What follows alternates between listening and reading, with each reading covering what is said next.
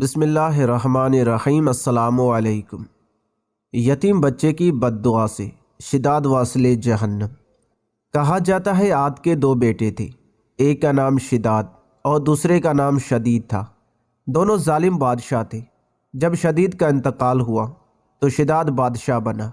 اس نے بہت سی آسمانی کتابیں پڑھی تھی اور جنت کی تعریف میں بہت کچھ جانتا تھا، تو اس نے بھی جنت کی طرح زمین پر جنت بنانے کا ارادہ کر لیا اور اس کام کے بارے میں بہت سے بادشاہوں سے مشورہ کیا کہ میں زمین پر ایک ایسی جنت بنانا چاہتا ہوں جس کی صفت اللہ تعالیٰ نے اپنی کتابوں میں بیان کی ہے۔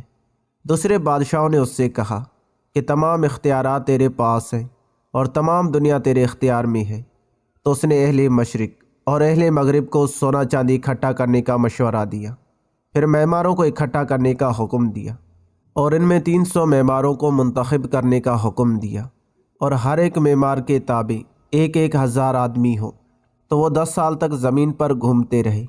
آخرکار انہوں نے ایک اچھی زمین ڈھونڈ لی کہ اس زمین پر مختلف قسموں کے درخت موجود تھے اور اس میں نہریں جاری تھیں۔ بس انہوں نے جنت کو سونے اور چاندی کی اینٹوں سے بنانے کا کام شروع کیا۔ جب اس کی بنیاد مکمل ہو گئی، اس میں نہروں کو جاری کر دیا گیا اور اس میں مختلف قسموں کے درختوں کو بویا گیا۔ ان درختوں کا تنا چاندی کا تھا اور ٹہنیاں سونے کی تھی، اور اس میں سرخ یاقوت اور سفید بلور سے بلند و بالا محلات بنائے۔ درختوں کی ٹہنیوں کو موتی اور یاقوتوں سے سجا دیا گیا۔ نہروں میں جواہرات اور موتیوں کو شامل کیا۔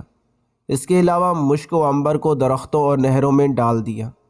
جب اس جنت کی عمارتیں مکمل ہو گئی تو اس کے بارے میں شداد کو خبر دی گئی، تو وہ اپنے درباریوں کے ساتھ اس کو دیکھنے کے لیے روانہ ہوا۔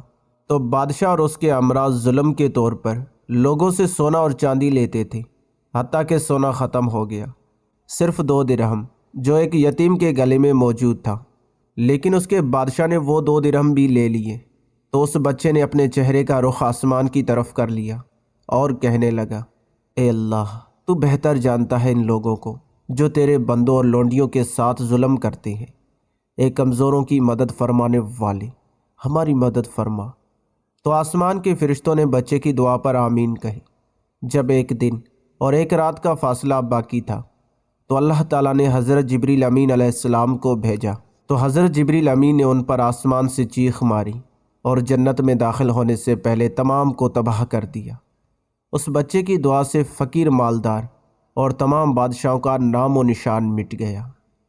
اے جوان، زمانے سے عبرت حاصل کر تاکہ تیرا شمار ظالموں میں نہ ہو۔